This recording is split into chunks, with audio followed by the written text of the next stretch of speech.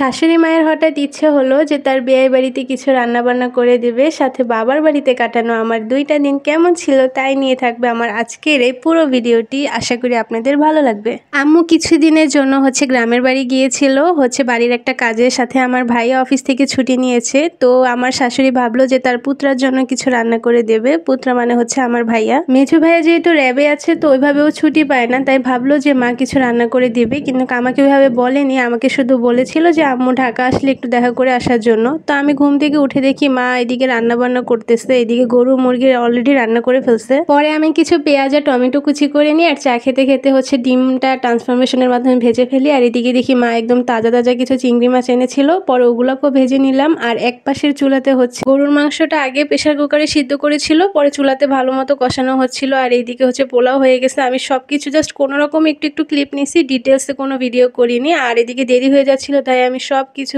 সুন্দর করে প্যাকিং করে নিচ্ছিলাম। প্রায় 12:30 একটা বেজে গিয়েছিল। তারপর আমি রেডি হয়ে তাড়াতাড়ি বের হয়ে যাই। আমিও বের হয়ে আজানও দিয়ে দেয়। তো আমি এই যে সুন্দর রাস্তা দেখতে দেখতে বাসার উদ্দেশ্যে রওনা দিয়ে দিয়েছি, এবং আমাদের বাসার দূরত্ব বেশি একটা দূরে না, আধা ঘন্টার মতন লাগে। তো আমি এই যে বাসায় চলে এসেছি।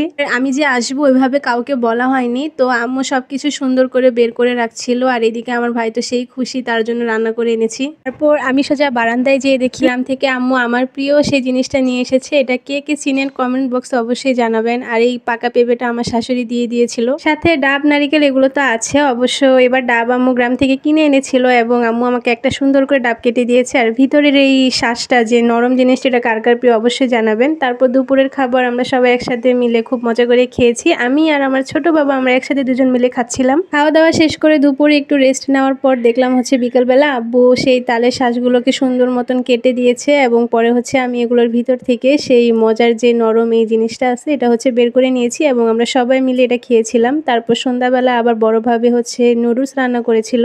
নুডলস খেয়ে চা খেতে না খেতেই দেখি আপনাদের ভাইয়া চলে এসেছে, এবং সে অফিস থেকে আসার সময় কিছু সবজি আর গুঁড়ো মাছ কিনে এনেছে। কারণ আমি কোনো সবজি আনিনি রান্না করে, তাই সে সবজি কিনে এনেছে। পরে আম্মু তার জামাকে একটা ডাব কেটে দেয়। তারা দুইজন মিলে ডাবটা খাচ্ছিল। তারপরের দিন সকালের ক্লিপ, সকালে নাস্তা শেষ করে চা খাচ্ছিলাম বারান্দায় বসে। তার কারণ আমার দুই বাবা এত চা পাগল, তাদের জন্য আমি লুকিয়ে লুকিয়ে চা খাচ্ছিলাম। আর দুপুরের আয়োজনে আম্মু দেশি লাল মুরগি রান্না করেছিল, সাথে অনেক রকমের তরকারি ছিল। তো আমি শুধু মুরগি দিয়ে ভাত খেয়েছি। পরে বিকেলবেলা নিচে গিয়েছিলাম বাবাদেরকে নিয়ে, ওদেরকে নিয়ে হাঁটাহাঁটি করলাম। পরে ফুচকা নিয়ে আসলাম। ভাবে আবার সন্ধ্যার দিকে পিঠা বানিয়েছিল, কিন্তু ফুচকা এত কম ছিল যে পরে বাসায় আবার কিছু ফুচকা আমি ভেজে নিয়েছিলাম। ফুচকার সাথে আমি কিছু পপকর্ন কিনেছিলাম। তো আম্মু আমাকে আবার একটু পরে পপকর্নগুলো ভেজে দিয়েছিল। তো আমরা সবাই মিলে খাচ্ছিলাম। আমার বাবারা একটু একটু করে পপকর্ন নিচ্ছিল আর খাচ্ছিল। তো আমি এটা একটু ভিডিও করে রাখলাম। আর রাতের জন্য আম্মু আবার খাসি রান্না করছিল, ওই দিক দিয়ে মূলো তরকারি রান্না করলো, সাথে বেগুন ভর্তা করেছিল। তো বেগুন ভর্তা আমার অনেক পছন্দ, আপনাদের কার কার পছন্দ?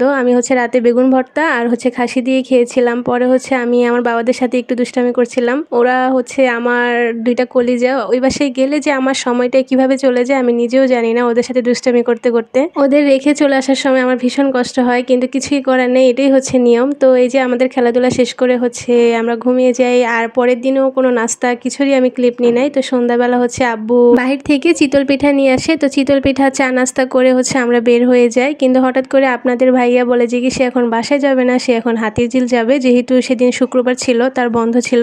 কিন্তু আমার হাতিরঝিল যেতে ইচ্ছা করছিল না। পরে নির্ঝরের এখান থেকে তেল ভরে আমরা সেই নির্ঝরের সেই সুন্দর মসজিদটা দেখতে দেখতে এলাকায় চলে আসি। এলাকায় আসার পর এখানে একটু ফুচকা খাওয়ার জন্য বসলাম। এই ফুচকার দোকানটা 11তে, আর এখানে আজকে প্রথমে আমরা খেলাম, কিন্তু আমার ফুচকা থেকে চটপটিটা ভীষণ মজা লেগেছে, ফুচকাটাও ভালো ছিল। পরে আমরা ফুচকা খেলাম, একটা স্প্রাইট খেলাম, খেয়ে আমার আজকের ভিডিওটা এখানেই শেষ। আলহামদুলিল্লাহ আমাদের এই 2 দিন অনেক ভালো গিয়েছে। আপনাদের যদি আমার ভিডিওটা ভালো লাগে তাহলে অবশ্যই কমেন্টস করে জানাবেন, এবং আমাদের জন্য অনেক অনেক দোয়া করবেন। আল্লাহ হাফেজ, থ্যাংকস ফর ওয়াচিং।